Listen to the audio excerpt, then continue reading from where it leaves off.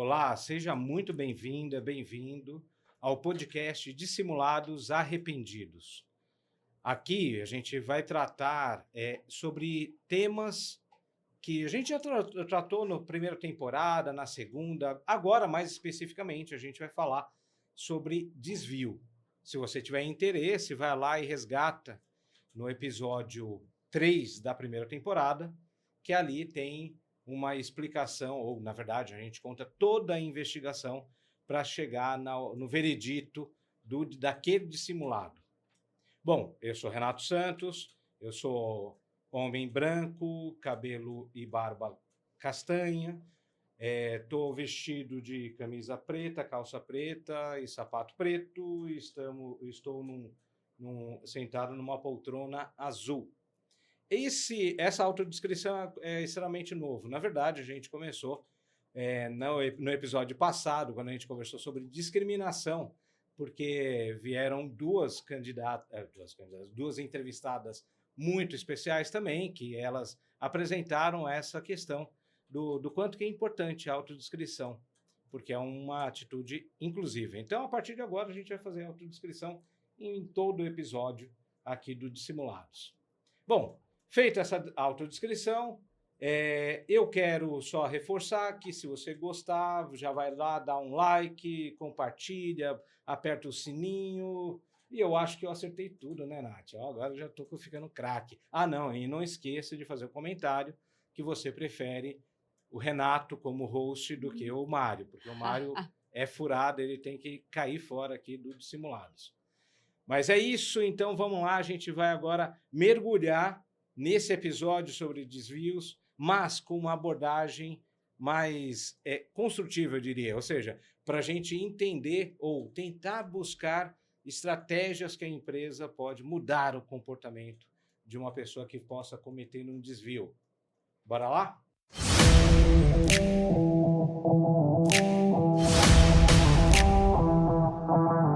As histórias contadas neste podcast são baseadas em eventos reais. No entanto, para proteger a privacidade e a confidencialidade dos envolvidos, os nomes dos indivíduos e das empresas foram alterados. Qualquer semelhança com pessoas ou entidades reais é mera coincidência. Muito bem, pessoal. Então hoje vamos falar sobre desvio. Aquele terceiro episódio da primeira temporada fala de um desvio bem maquiavélico, na verdade. Por quê?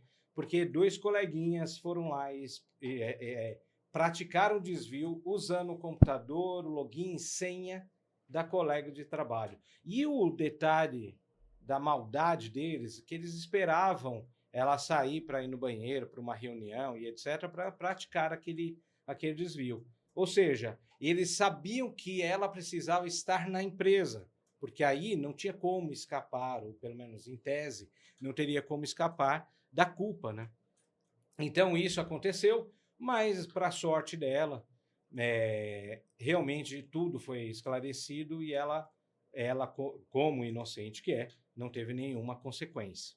E sim, os colegas malfeitores, os dois dissimulados, foram realmente punidos. Bom, mas a gente não vai ficar preso nesse tema, ou mais especificamente desse episódio, porque a gente vai falar também sobre desvio, não só de dinheiro, como foi o caso, mas também desvio de mercadoria e desvio de tempo. E aí aqui vai ser um ponto bem nevrálgico e, ao mesmo tempo, é bem sensível para a gente conversar. Para isso, a gente tem dois grandes e especiais convidados aqui para a gente conversar sobre o assunto. E aí eu já vou apresentar eles e vou pedir para eles se apresentarem também. Então, a Nathalie e o Arthur. Por favor, Nathalie. Olá, obrigada, Renato, pelo convite. Meu nome é Nathalie Giraldé de Oliveira. Fazer minha autodescrição antes de falar um pouco sobre a minha experiência profissional. Então, eu sou mulher branca, cabelo comprido, castanho escuro, estou vestida de calça branca e blazer branco e blusa azul e escarpão vermelho, sentada numa poltrona azul. E sorrindo e feliz de estar aqui hoje com vocês. Minha experiência profissional é voltada para a área jurídica e de compliance. Sou advogada, há mais de 20 anos formada e toda a minha carreira foi no mundo corporativo. Então, eu estou sempre no segmento de indústrias, sobretudo coincidiu que sempre foi no segmento alimentício. Então, sempre à frente da área jurídica corporativa de grandes empresas multinacionais, e atualmente boa parte do meu trabalho é voltado para a área de compliance e, sobretudo, em questões do canal de denúncias e de treinamento, conscientização e sensibilização dos temas de ética da empresa. Muito bom. Muito obrigado. Muito obrigado Obrigada. por aceitar o convite. Arthur, está contigo. Vamos lá. Agradeço também a oportunidade. A autodescrição não é minha especialidade, eu vou tentar fazer direitinho aqui, mas eu sou um homem pardo, cabelo, primeira vez que eu vou falar, grisalho. Tô de camiseta polo branca, calça jeans, tênis azul, também na mesma poltrona azul que os outros. Eu sou empreendedor, eu tenho uma história, no primeiro momento, de empresa familiar, né? Vem de uma empresa de um mercado que é muito conhecido pelo seu lado errado, o seu lado ilegal, que é a desmontagem de veículos, e não só tem essa história de empreendedorismo e sucessão familiar dentro da empresa da minha família, depois eu saio para criar uma empresa voltada à tecnologia desse segmento. Então, a Octa, ela cuida da economia circular automotiva através de um marketplace circular. Nós trabalhamos tanto a venda de veículos em final de vida de frotas, como os canais de distribuição de peças usadas no B2B. Então, a minha relação com o tema em si está muito voltada à regulamentação do setor. Participei da construção da regulamentação e de garantir que essa regulamentação fosse efetiva, porque a gente está muito acostumado no Brasil de ver as leis não pegando, que é a coisa que a gente mais ouve, né? E eu acreditava que precisava desse esforço empresarial coletivo para que isso funcionasse. Então, eu lidero desde 2010 essa movimentação do setor formal para que ele cresça, e hoje a gente está já na 4ª lei que a gente está discutindo a construção para organizar esse setor. Muito bom. Muito bem. Então, a gente vai começar aqui falando sobre, só pegando o gancho do caso ainda, que é a questão do desvio, mas o desvio ele só foi possível pela oportunidade. Falam que a oportunidade faz o ladrão, né? Eu não, aliás, é uma primeira pergunta aqui que não estava nem prevista, mas eu vou fazer aqui. Eu não acredito que a oportunidade faz o ladrão. Eu acredito que o ladrão só existe se tiver oportunidade, né? É um pouco diferente. Mas tem uns ladrões mais sofisticados que os caras vão lá e fazem a oportunidade aparecer. Sim. Qual a percepção de vocês em relação a isso? Eu vejo o seguinte, não é só a oportunidade, é o caráter e a essência. Porque quer dizer que se eu tenho os meus valores, independente se tem oportunidade ou não, eu não vou corromper esses valores. Perfeito. Então, não é a oportunidade que está fazendo em si, e sim a postura, o perfil e o caráter da pessoa voltada para isso, né? Ou, é claro que no ambiente corporativo, muitas das vezes, talvez a cultura pode indicar um caminho ou outro, ou favorecer um caminho ou outro, né? Então, conforme a cultura, pode ser que as pessoas tenham uma tendência para ter uma repetição de comportamento. Mas eu acredito muito que são os valores da pessoa que vão ditar as atitudes dela. Eu acho que tem um desafio grande em relação a isso, que isso não é natural, né? Isso é uma convenção. Então, a gente não existe ética no reino animal. A gente aprendeu a fazer isso como sociedade. Então, eu costumo acreditar que as pessoas... eu concordo com você. Acho que não é a oportunidade que faz o ladrão. A pessoa tem a tendência a ser, e aí surge uma oportunidade. Mas eu acho que a gente tem um desafio global, não acho que é Brasil, não acho que é o letramento em cima disso, né? As pessoas, acho que elas têm pouco acesso ao entendimento do impacto que elas causam no todo. Então, tem a questão do egoísmo, tipo assim, se vai me beneficiar, tudo bem prejudicar o outro, né?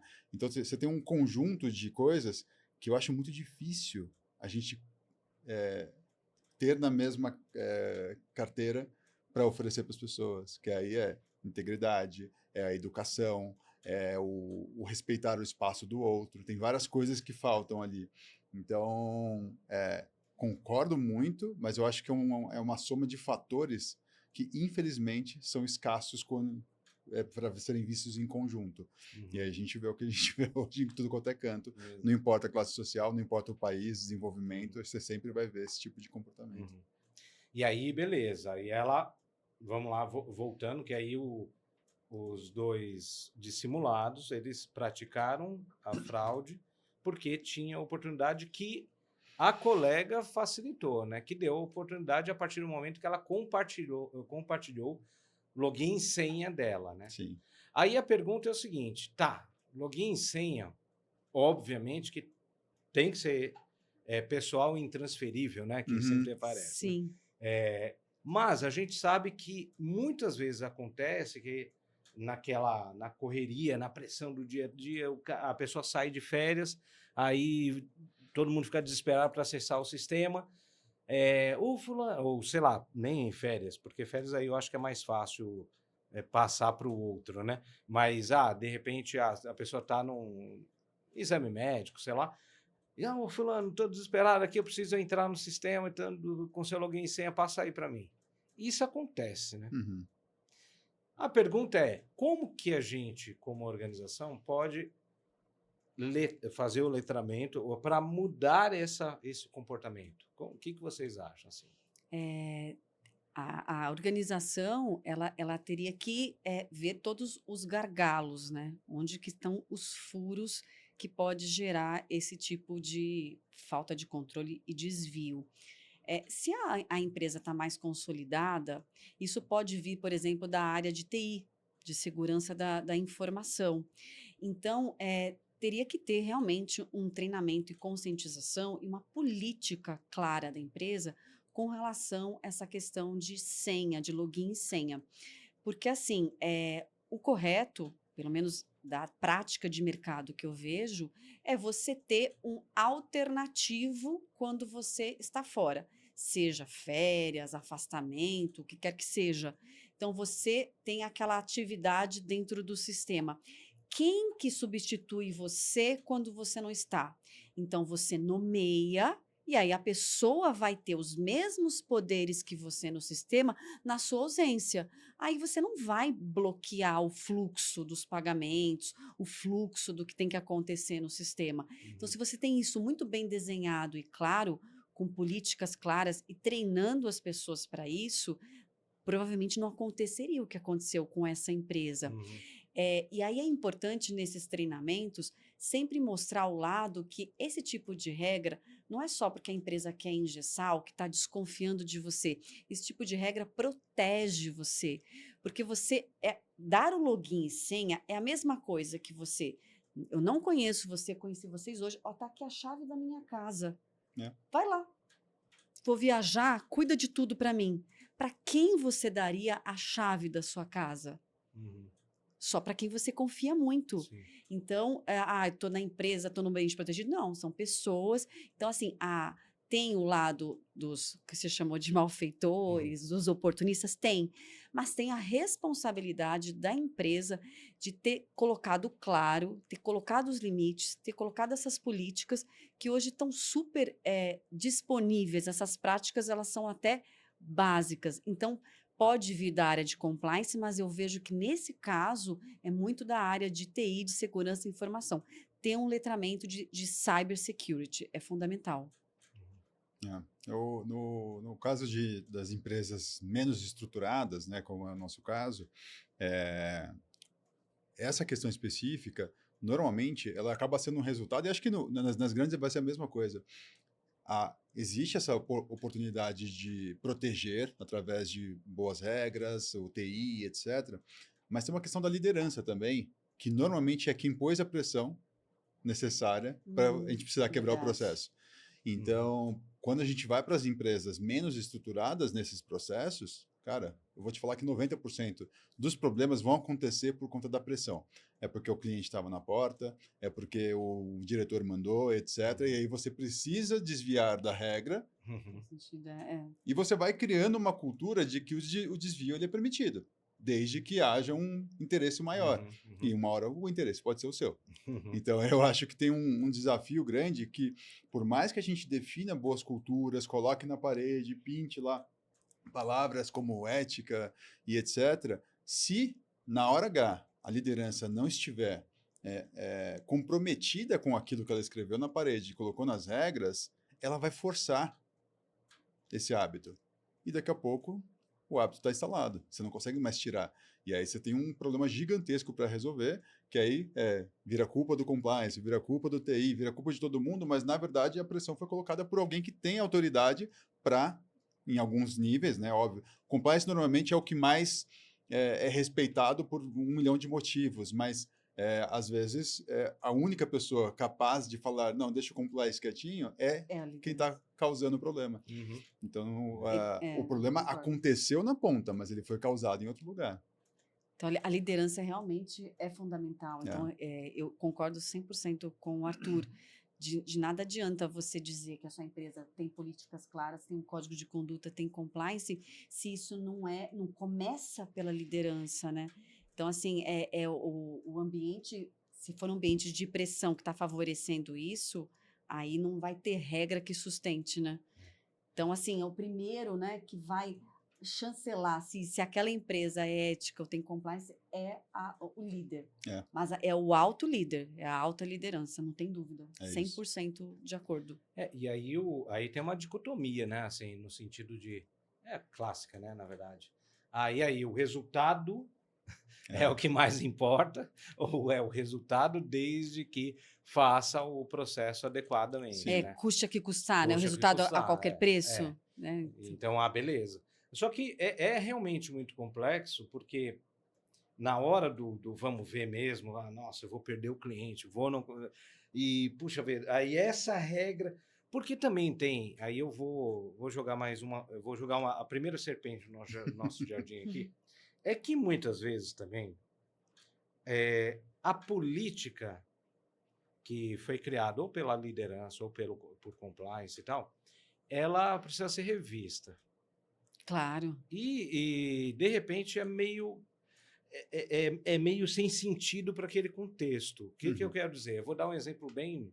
É um caso que a gente tratou, que foi o seguinte, era na verdade, uma empresa com várias usinas no interior do Brasil, sabe? Bem escondido e tal, e tinha que ter 3 cotações para tudo, né? Para contratar os terceiros, enfim, é clássico. Beleza. E aí o gerente da usina, que é pequena, assim, sei lá, o gerente mais 2, 3 pessoas lá que trabalham lá na operação, ele tinha que pegar e contratar alguém para limpar o terreno, cortar o mato do negócio. Cara, no interior do interior, quem que vai estar lá? Só vai estar o tiozinho lá do não sei quem, que é ele que é o cara que roça. Parente, entendeu? de alguém. Inclusive. Parente de alguém. Aí, beleza. Mas só que tem essa regra, que tem que ter 3 cotações. Cara, o cara nem sabe, ele não vai conseguir fazer uma proposta, né? Muito menos ter 3 pessoas para fazer 3 propostas diferentes. O que aconteceu? Os gerentes começaram eles mesmos montavam 3 propostas para contratar o tiozinho lá. É isso. Você forçou o comportamento errado. Né? Exatamente. Aí, quando veio toda a situação e tal, parecia o seguinte, nossa, é beneficiamento ou favorecimento de um fornecedor. Quando você fala assim, mas não, era... o tiozinho. Era o tiozinho. E era por conta de uma regra que é super válida, justa, legítima, mas não dá para colocar em tudo. Não cabe em tudo. Não cabe em tudo. Então... Aí eu fico pensando o seguinte, e aí, beleza, aí na hora do vamos ver, o cara tem que cumprir, esse exemplo, voltando por exemplo, ó, aí a pessoa tá lá no médico, e aí eu preciso acessar o login e senha, tinha que ter todo esse procedimento que foi citado aqui, mas não tem.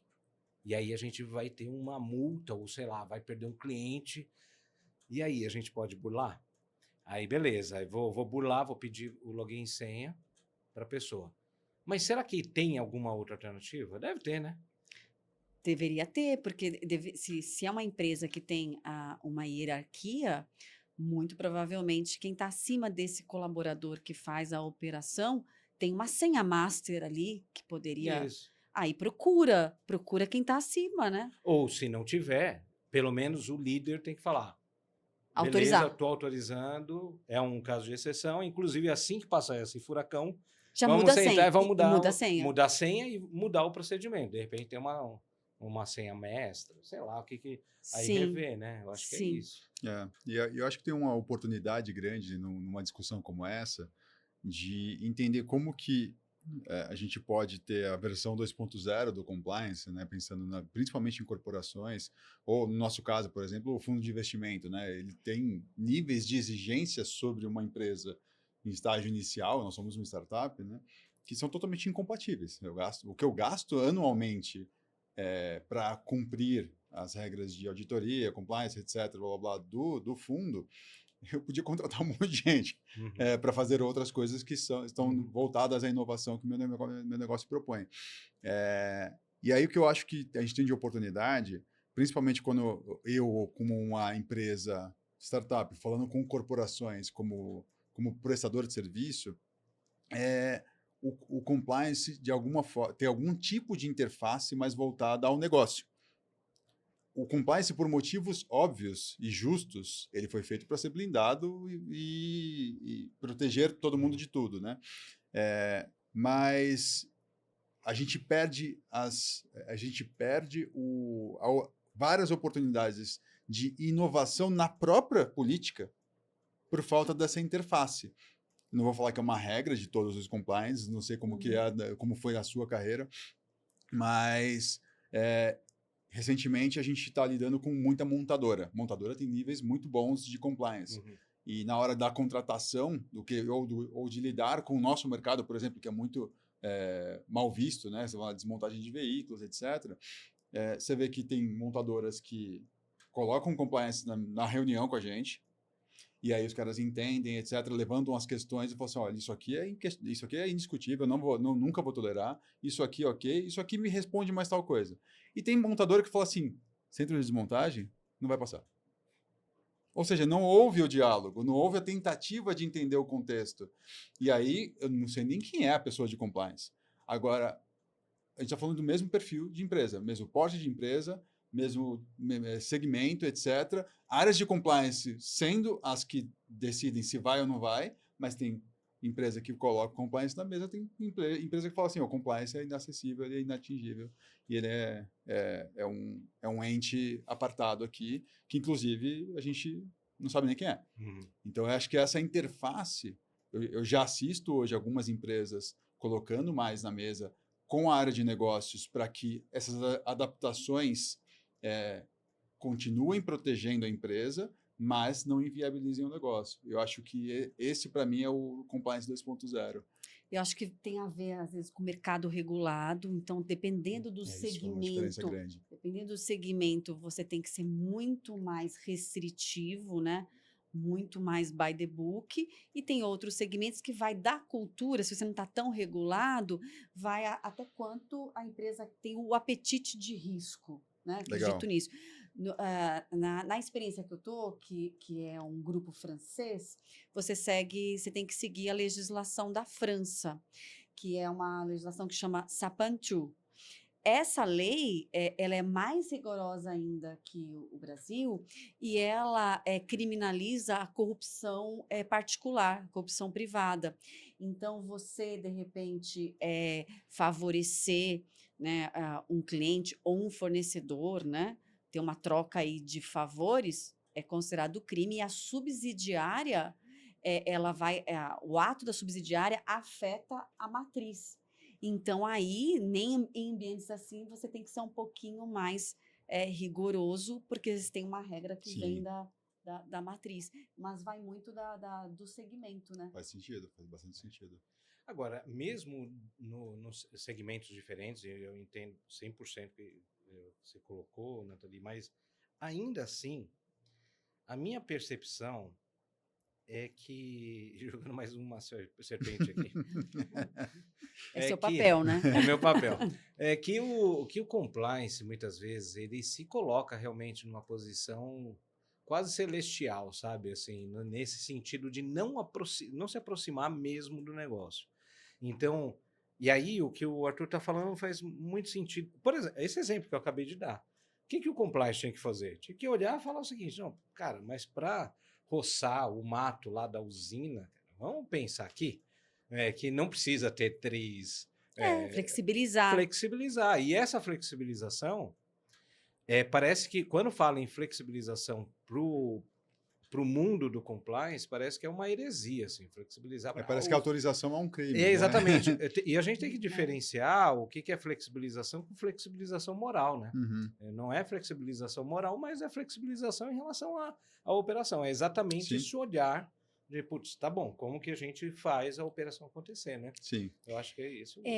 Eu na minha vivência prática, eu não acho que tem que ser tão assim celestial, não se envolver no negócio. Pelo contrário, quanto mais a área, seja jurídica e compliance, mergulhar no negócio, entender as operações, se aproximar das áreas, melhor. E aí você criando esse diálogo, criando esse distanciamento, as pessoas passam a te consultar. Eu sei que a política é essa, mas será que a gente pode, nesse caso, não seguir? E aí, se você faz isso de uma forma formalizada, não vai ter problema. Não é que a exceção vai virar regra. Então, dá para ir por esse caminho. Mas aí é uma construção, né? Você tem que construir uma relação de confiança, né, entre compliance e as áreas e ser isso chancelado sempre pela alta liderança. Perfeito. Sempre com esse alinhamento com a alta liderança. Mas aí jogando mais uma serpente. Bora. Que aí tem a questão de transformar o compliance em oráculo, sabe? O que acontece muitas vezes? O cara vai lá, tá diante de uma decisão ética, né? Por exemplo, por uma razão eu tenho que fazer eu tenho uma boa relação com um agente público, uma instituição pública. Nem estou falando um agente, uma pessoa, mas uma instituição. E aí essa instituição chega, e agora que a gente está chegando no final do ano, porque esse episódio vai sair no final do ano mesmo, aí vai bombar isso aí, que aí a galera vem pedir subsídio para churrasco, para festa e tal. Aí beleza, aí o cara, essa instituição pública pede pro colaborador, aí o colaborador vê que está no código que não pode, mas assim, mas ainda tem como encaixar ali. Aí o que ele faz? Ao invés de ele puxar a responsabilidade, o que ele faz? Manda um e-mail para o compliance. Por quê? Porque mandando um e-mail para o compliance, e o compliance falar não, e aí essa instituição atrapalhar a operação, a culpa é do compliance. Se o compliance falar sim, e aí der um problema, a culpa é do compliance. Então é meio que o compliance vira um oráculo. E o pior de tudo é que eu conheço muitos compliance officers que gostam disso. Gostam de virar um oráculo, porque no final dos contos é quase que massageia o ego, né? Tipo, putz, todo mundo tem que pedir minha benção aqui. Não estou falando que são todos, na verdade são poucos. Mas existe isso também, porque a gente fala de vaidade humana, isso existe mesmo. E aí, como que a gente resolve isso, né? É uma questão também, né? Short responder. Isso não é simples. Assim, eu acho que criou-se um estigma muito ruim em cima da figura do compliance no mercado, né? Justamente porque ele passou a ser a pessoa que é a culpada das coisas. Então, às vezes o compliance está nem sabendo o que está acontecendo naquele negócio. E aí o cara fica pensando, puta, eu vou ter que pedir pro fulano, eu vou ter que fazer processo tal, não sei o que. Falando, meu compliance não deixa. E nem tá na regra, às vezes, mas ele tá usando. Então, acho que criou-se uma... Acho que não tem só a questão dos poucos exemplos de pessoas que se colocam na posição de entidade divina aqui, etc. Eu acho que tem muita gente criando esse estigma e a pessoa não está nem sabendo que ela está enquadrada naquilo, né? Então, de novo, assim como o compliance está dentro da história do ESG completo ali, né? Eu acho que, assim como as outras letrinhas do ESG, o negócio ele tem que ser, sim, respeitado sem questionamento, social, governança, o ambiental, é inegociável tudo isso e sustentável dentro do negócio. Então, dá para sair aqui desse papo hoje, na minha opinião, com uma lição de casa de fazer as pazes com o amiguinho. Vamos sentar, vamos tomar uma cerveja junto, compliance? E começar a entender quais são as suas dores como guardião da integridade da empresa, para eu saber, área de vendas, área de RH, área de sei lá o quê, como eu te ajudo a executar melhor isso, porque de verdade, assim, acho até sacanagem o que fazem de estigmatizar a questão do compliance, porque no final ele tem uma missão muito clara, que é proteger a empresa. Ele não tem a capacidade de tomar essas decisões do roçador sem estar na mesinha da cerveja, trocando ideia. Entendendo como são esses fluxos. Precisa ter essa comunicação mais fluida. Então, por isso que quando eu falo da comunicação, do Compliance 2.0, não é uma responsabilidade que deve ser delegada ao Compliance, se vira, evolua e se torne mais inovador. Não, ele precisa estar envolvido em todo o processo de mentalidade inovadora da empresa. Não importa se você é uma empresa voltada à inovação ou não, acho que a inovação é uma questão de sobrevivência. Então, se você vai vender mais, se você vai produzir mais, etc., isso precisa estar alinhado com um troço que tem o poder, inclusive, de barrar uma coisa que você está fazendo ali. Então, acho que falta diálogo. E é diálogo dos dois pontos, né? Mas precisa baixar esse estigma. Puxando um gancho do que o Arthur está falando, como é meu papel também fazer o treinamento, a disseminação dos conteúdos, fazer uma parte de comunicação, o que eu gosto é tentar dizer para as pessoas que o compliance não é um departamento. A empresa, ela quer estar em compliance e quem ajuda e quem pode possibilitar que a empresa esteja em compliance? Todos. Então, eu coloco, todos vocês são agentes de compliance, não é um departamento. Eu só estou facilitando ali o meio de campo, mas todo mundo é agente de compliance, né? Porque quando alguém não está em compliance, né? Essa pessoa que prejudicou todo o resto.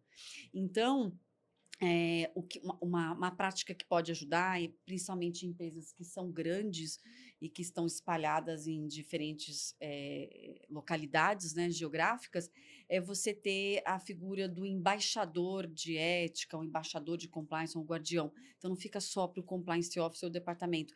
Você nomeia pessoas em cada unidade de negócios que são, de repente, referências que podem ser um braço do compliance lá naquela localidade e ajudar a que esse tema fique mais fluido. Que, na verdade, todo mundo é agente de compliance. Só tem um departamento para a coisa sistematizar, mas todos são. Então, você desmistifica um pouco isso. Aí também é uma pergunta, e como que se escolhe esse embaixador? Aí cada empresa tem que ter todo um critério, né? Critério, porque se escolher errado, aí o cara fica até prejudicial, né? Sim. E um ponto que o Arthur falou é interessante, sentar para tomar uma cerveja e tal. E o compliance toma cerveja, né? É ser humano, né? É ser humano, é gente. Eu lembro que eu estava com um amigo, compliance officer, aí o cara pegou, aí ele estava comentando que ele foi no happy hour e tal, né, com o pessoal de outra área, aí o pessoal olhou e falou, quando ele pediu a cerveja, você toma cerveja? Sim, eu tomo cerveja, faço amor, faço... não sou... é muito doido isso. É muito doido. Mas aí a outra pergunta é a seguinte, e aí, a questão do limite entre controle, que o compliance tem que ter, e na verdade não é o compliance, é a gestão tem que ter, numa maneira geral, e controle versus o limite no sentido de criar um ambiente policialesco, a percepção de um ambiente policialesco. Como que a gente lida com isso, né? É delicado, né? Porque as pessoas também não podem enxergar também a área de compliance como a área que vai punir, né? Simplesmente fez alguma coisa na linha, vai punir. É a polícia, que é o mito, né? Que o compliance é a polícia. Aí vai também de cada questão que vai acontecendo, você ter outros tipos de consequências que não sejam a punição. A depender da conduta, você faz, de repente, uma reciclagem. Você faz algum tipo de treinamento, algum tipo de conscientização que a pessoa tem uma oportunidade de se redimir, que é o que vocês estão chamando de ponte de ouro, né? Dos dissimulados arrependidos. Você tem essa margem, dependendo. Então, você conversa com a liderança, por exemplo, casos que podem acontecer de assédio, ou de repente não chega a ser assédio, a pessoa está beirando uma comunicação mais violenta, né? E de repente você tem que ter um letramento em comunicação não violenta, ou um letramento com relação a skills de liderança, de ter uma liderança mais humanizada com a equipe. Então você pode ir indo por esse caminho e a pessoa que de repente foi alvo de uma denúncia, ela percebe que o compliance não foi punir. As regras não estão para isso, para o desenvolvimento dela própria, para o desenvolvimento de um ambiente mais saudável. Então, se você for caminhando para isso, você vai tirando um pouco essa barreira. É que essa questão que a gente está tratando hoje, né, que não é só comportamento de equipe, de líder liderado, é uma questão que está afetando a questão financeira da empresa, né, o patrimônio da empresa, essa você não pode flexibilizar. Essa tem que ser preto no branco, porque é uma questão de dano, né? Financeiro, dano patrimonial, que pode gerar, inclusive, um dano reputacional. Então, eu até fiquei pensando, como é que eu vou construir a ponte de ouro para esse arrependido, né? Porque aí, se cai na minha mão, e essa situação, você tem que cortar. Tem que cortar. Cortar, até por um sentido pedagógico para a empresa. Mas tem outras situações que fere, tudo bem, a política, fere o código de conduta, mas você consegue, de repente, como que eu posso dizer, reparar isso dando uma oportunidade para a pessoa ter uma postura diferente. Como o gerente da usina. Exato. Dá para dar uma segunda chance, porque ele pegou e fez a fraude lá de... É diferente, né? São situações diferentes. A ponte de ouro, nesse caso, né, que a gente está estudando aqui, seria para os próximos, né? Ou seja, como que para não gerar isso. Mas tem uma questão também que é como que a gente consegue, assim, como que a gente mede hoje o sucesso de um negócio, né? É baseado em indicadores, mas faturei bem, lucrei bem, o nível de satisfação do consumidor, a satisfação do cliente, do colaborador, você tem vários indicadores. E eu acho que tem uma injustiça aqui, que são poucos os indicadores voltados ao compliance, que é o quão estive protegido de riscos que reduzem receita, tem riscos na reputação, reduzem o NPS e por aí vai, ou quanto que, e eu tenho certeza que existem esses pontos, o compliance garantiu que a gente tivesse sucesso nisso, aquilo, e mais tal coisa, de receita, de retenção de talentos, disso, daquilo. Então, quando a gente consegue, talvez, de novo, aproximar a área de negócios, a área que normalmente é a mais respeitada na empresa, porque ela puxa o resultado, dessa questão específica, você tem uma oportunidade, na minha opinião, de que mude a percepção sobre o que significa ter compliance. A conformidade da coisa, né? Porque, na minha opinião, quando eu olho a minha trajetória, seja na primeira jornada como empresa familiar ou hoje, estar preso, no bom sentido da palavra, à ética, me tornou mais criativo. Porque eu fui atrás de soluções para garantir que aquilo tivesse um resultado do jeito que eu estava buscando.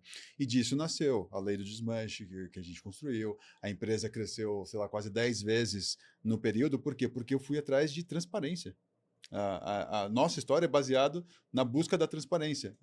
E sem querer, virou o jogo do por ter essa questão de cultura, de encantamento, transparência, etc., a gente nem percebia que a gente as coisas que a gente fazia. De repente, a arquitetura inteira da empresa era de vidro. Por quê? Porque eu queria vender transparência o tempo todo. Então, a gente virou uma obsessão gigante por transparência, e isso deu tanto resultado que tornou-se um case mundial. A gente quase vendeu a empresa por 9 dígitos, etc. E tudo isso foi construído em cima de compliance. Não tinha uma área de compliance, mas isso virou resultado. Então, quando hoje eu subo num palco para contar a história da minha empresa, todas as vezes eu vou contar exatamente essa mesma história. O quanto que a ética, a transparência foram o diferencial competitivo da empresa. Então, acho que a hora que a gente consegue conectar melhor esse ponto, a estratégia da empresa como um todo, a gente quebra essa barreira de rejeição contra, não, eles estão me impedindo. Não, eles estão garantindo que a empresa tenha sucesso, integridade, etc. Então, acho que tem uma questão de comunicação. Falta um analista de marketing dentro do Arthur é o compliance. compliance officer da empresa. Né? Não é? É o próprio. Não, e o que é interessante, Arthur, que é o que você falou, que na verdade veio como consequência, né, da atitude.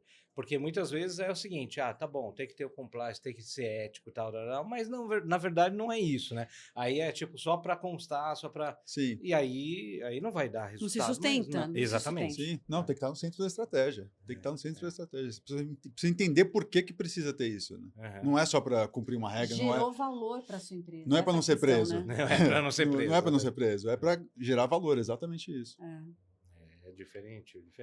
Bom, agora eu vou entrar num outro assunto ainda em desvio, mas é um desvio que é nevrálgico, que é bem sensível também. É mais uma serpente.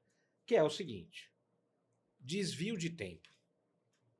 Como que a empresa trabalha com a questão de desvio de tempo? O que eu quero dizer com desvio de tempo a pessoa, o colaborador, o funcionário, o empregado, ele é contratado para trabalhar 8 horas, 6 horas, seja o que for. E aí, e se ele pega e desvia o tempo, essas horas, para as atividades pessoais? Seja no contexto de home office, que em tese é mais fácil, porque não tem tanto controle, ou mesmo dentro da empresa, porque o fato da pessoa estar dentro da empresa, estar lá cumprindo as 8 horas e tal, mas ela está na frente do computador, entrando nas redes sociais, jogando paciência. Nem sei se alguém joga paciência. Eu jogava paciência, não no trabalho, só para registro, mas paciência. Enfim, para tá dentro, o corpo presente, mas a alma tá em outro lugar. Ainda mais hoje com as redes sociais, com a internet, é um negócio... Muitas distrações, né? Muitas. E aí, fora que a gente pode até entrar na questão dos vícios de redes sociais e tal. Como que vocês enxergam isso, a questão de desvio de tempo, e como a empresa lida com isso? Tá muito em alta isso. Hoje até vários tipos de tecnologia podem até medir esse tempo, né? Principalmente em colaboradores que são 100% remotos, né? Estão em home office. Mas tem o lado do colaborador, que tem até uma questão ética, né? Ele foi contratado para isso e está desviando o tempo dele para outra coisa. Mas tem o lado da percepção, né? Da cultura da empresa, da equipe que ele está inserida, né? Da liderança que está olhando para esse colaborador. Então, tem toda uma percepção. Então, assim, para a gente gerir isso, né, e entender como é que a gente fomenta isso, como é que a gente lida com o colaborador que está fazendo isso, tem que ter todo um contexto, né? Ele está desmotivado? A cultura está levando ele para isso? Qual o resultado que eu espero disso? Então, assim, o líder, principalmente que está com um time que está remoto, ele tem que criar alternativas para estar próximo desse colaborador. Rituais semanais, conversas, reuniões, para puxar ele, para estimular que ele não vá para essa linha, porque tem, como você falou, muitas distrações, muitas coisas podem levar ele para isso. Então, ou às vezes é algo muito particular dele, ele está no emprego errado, no lugar errado, não descobriu o que ele tem que fazer na vida. Então, é uma questão dele. Mas se é uma questão que está acontecendo em massa ali na empresa, então tem que observar o que está acontecendo com a cultura dessa empresa e como que a alta liderança está transmitindo para essa média liderança como que ela tem que fazer essa gestão com essas pessoas, para não fomentar isso, mas é complicado, é também antiético e às vezes não tem jeito, tem que punir mesmo, né? Como a gente vê que está acontecendo isso na prática. Eu acho que isso é um desafio gigantesco, porque você tem tantos contextos diferentes para analisar dentro disso, né? Você tem funções que o cara precisa apertar botão. Então, fica apertando o botão o dia inteiro. Se o cara apertar o botão 1 hora menos, é uma diferença gigantesca. E tem funções que são voltadas à mente. E aí o resultado pode ser apresentado de várias formas. Às vezes a dedicação de 1 hora vale todo o acordo, né? Eu fui contratado para entregar resultado X. Eu entreguei o X ou X mais o tempo dedicado. Então, assim, dito isso, depende, né? Mas a grande questão, e aí muito alinhado com o que ela falou, é uma questão ética. A minha função, ela é voltada à minha disponibilidade de tempo. Se eu estou subtraindo tempo, eu estou roubando da empresa. Eu estou quebrando o acordo que eu tenho com ela. E uma vez que a gente tem esse tipo de comportamento, principalmente em empresas médias ou pequenas, você não tem como medir, né, esse desvio. Porque às vezes o desvio é presencial. A pessoa está lá e, sei lá, ela passou o dia na Shopee. E ela não trabalhou. Ela teve um desvio importante de tempo. Então, para sanar isso, eu também vou concordar muito com o que ela falou. Você tem uma questão, e aí eu acho que importa menos se é sistêmico ou se é com uma pessoa. Você tem uma responsabilidade por parte da liderança, tanto de tomar as decisões sobre quem são as pessoas certas para estar no seu time, porque é uma questão de compromisso. A pessoa está compromissada com isso, né, com a função dela, e para garantir esse compromisso, você precisa de um bom líder. Eu concordo muito com o que ela falou. Se você não tiver essa pessoa que com ou boas práticas, manuais, etc., ou com energia, ou com seja lá qual for a atitude que ela vai tomar, ou a ação que ela vai tomar, que está garantindo o engajamento constante daquela pessoa, eu vou falar na minha posição de empreendedor, etc. Eu sou o meu chefe e toda vez que estou em home office, eu estou desviando tempo. Porque tudo chama a minha atenção. É o passarinho que passou na frente, é o Mercado Livre que chegou, não sei o quê, blá, blá. Então, se eu, com a responsabilidade que eu tenho, etc., blá, blá, sendo o dono da empresa, me pego o tempo todo tendo a atenção desviada, acho que você também trouxe esse ponto que para mim é essencial, tudo foi feito hoje para tomar sua atenção de alguma forma. Sim. É rede social, é tudo. Tudo é pensado para tomar sua atenção. E você precisa de um nível de disciplina homérico para ter a autogestão desse tempo. Então, acho que é um misto entre compromisso com aquilo que você está fazendo, mas liderança. Você precisa de uma liderança que renove esse compromisso com frequência. Porque a gente não consegue fazer uma maratona de atenção. A gente é de pequenas provas, né? Então, eu acho que é uma responsabilidade conjunta, tirando a questão ética. Quando é a questão ética, aí é outra conversa, e aí é isso, é identificar e cortar. Mas eu acho que acho que a grande maioria, seja presencial ou home office, está vivendo um desafio de atenção. E aí isso é um problema como sociedade que a gente precisa resolver. Porque essa atenção não é só em relação às 8 horas que você contratou. É atenção com o seu casamento, com a educação dos seus filhos, com a sua saúde, etc. A gente está sendo roubado o tempo todo por essas questões e tem um problema grande para a gente resolver. E a gente não consegue estar no momento presente, né? Se aqui, aqui a gente está 100% aqui focado, mas e no nosso dia a dia, né? Com todas essas coisas que nos desviam a atenção, como que você fica no momento presente? Então, se é desafiador, para você, que você falou, você mesmo, né?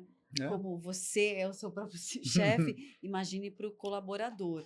Agora, eu concordo com o Arthur no que ele fala, depende da função. Se é muito operacional, fica difícil também para o líder, né?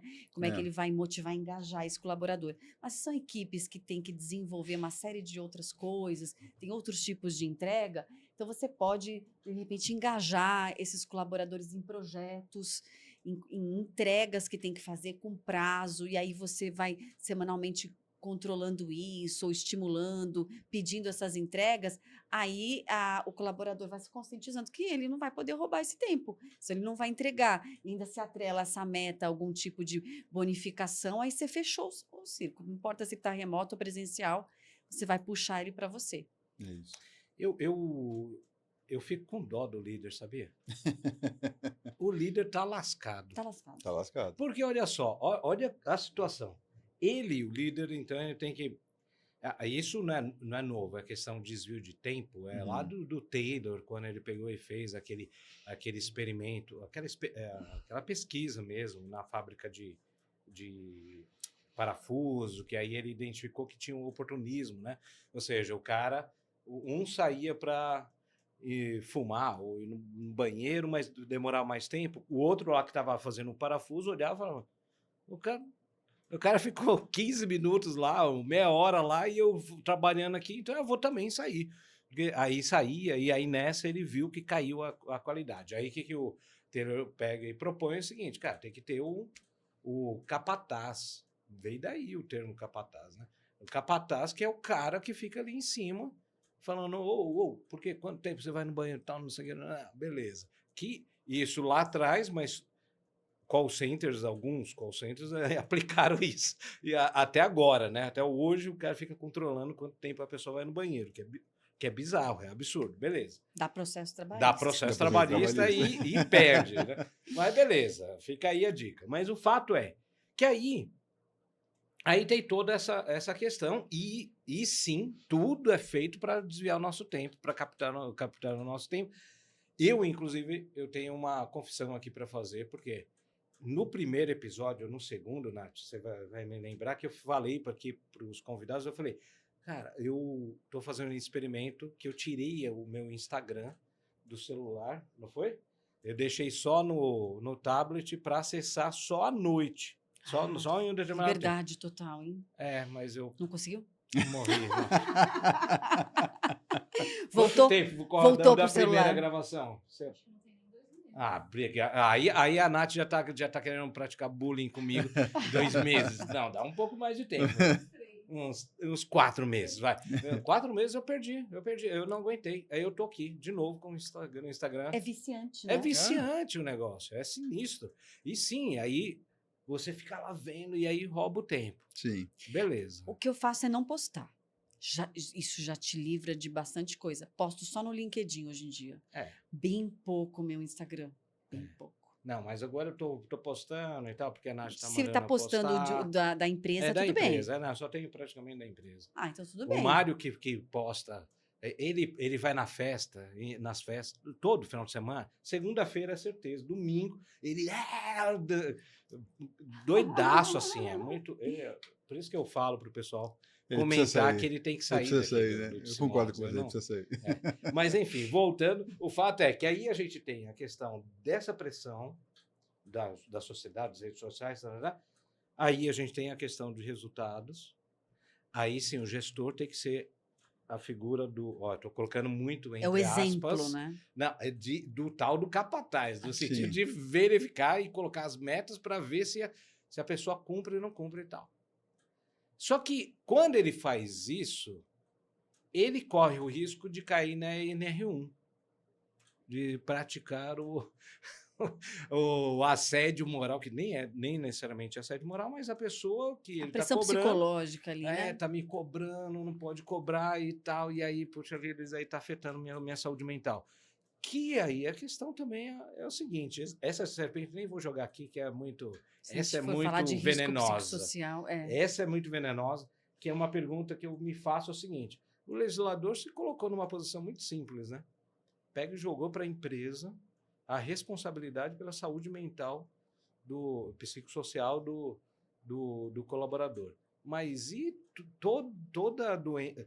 Todos os impactos que a pessoa tem desde casa, do trânsito, das redes sociais, etc. Bagagem está toda ali, né? Exatamente, está tudo ali. E a pessoa não é que passa no portal da empresa e deixa tudo para fora. Não, ela vem com aquela ansiedade Uhum. e a empresa que tem que dar conta agora. Mas, enfim, essa serpente eu não vou jogar aqui.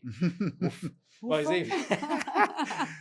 mas concorda, assim, que é difícil para o gestor fazer isso, né? Ou seja, controlar o tempo do colaborador ao mesmo tempo sem colocar uma pressão, né? Sim.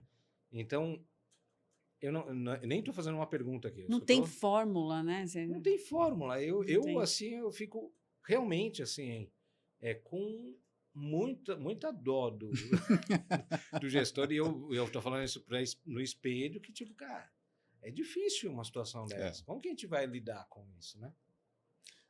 Eu acho que acaba sendo o famoso o que é, né? Então, se você quer ser piloto de foguete, você precisa treinar skills A, B e C. Se você quer ser montador de monitores numa fábrica da LG, você precisa aprender tais manuais. Quando a gente vai para a liderança, quando você vai para o empreendedorismo, você tem que entender que um dos principais é garantir o bom desempenho de pessoas. Então, e você precisa entender que as pessoas não são iguais. Então, não é fácil, mas é o que é. Eu tomei a decisão de ser empreendedor. Isso vem no pacote. Uhum. Então, eu entendo hoje que, ao invés de procurar um MBA, os líderes deveriam estar procurando terapia. É verdade. De verdade. É verdade. De verdade. É um desenvolvimento de inteligência emocional, na minha opinião, que vai fazer a maior diferença no desempenho da turma que você está liderando. 100% de acordo. Falta muito.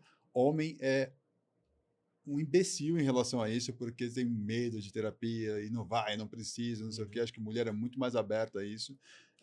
Acho que falta mais gente no divã para se conhecer, se entender, porque como é que eu vou delegar um líder a saúde mental de alguém se ele não está cuidando da dele? Uhum. Né? É a mesma coisa de ter um personal trainer gordinho. Uhum. O cara pode ter o conhecimento, mas se o cara não consegue dar o exemplo, ele pode ter desempenho, mas assim, ninguém vai contratar ele. Vai ter credibilidade. Não vai ter credibilidade. E na liderança é a mesma coisa. Se a pessoa não tem essa coisa bem resolvida, tá complicado. Se o cara é o primeiro a todo mundo saber que é casado e começar a falar da fulana que entrou na empresa, cadê a integridade, né? Tudo isso é uma questão de exemplo. Eu acho que o exemplo arrasta. E a saúde mental, para mim, é o negócio... Nem saúde mental. Vamos além da saúde mental. É usar a mente como ferramenta de desempenho. Uhum. Tá? É usar a terapia para se desenvolver e ser uma pessoa melhor em todos os sentidos. Então, eu acho que sim, é uma responsabilidade grande, mas é mais barato do que MBA. É só começar. Eu sou bem da linha do Arthur.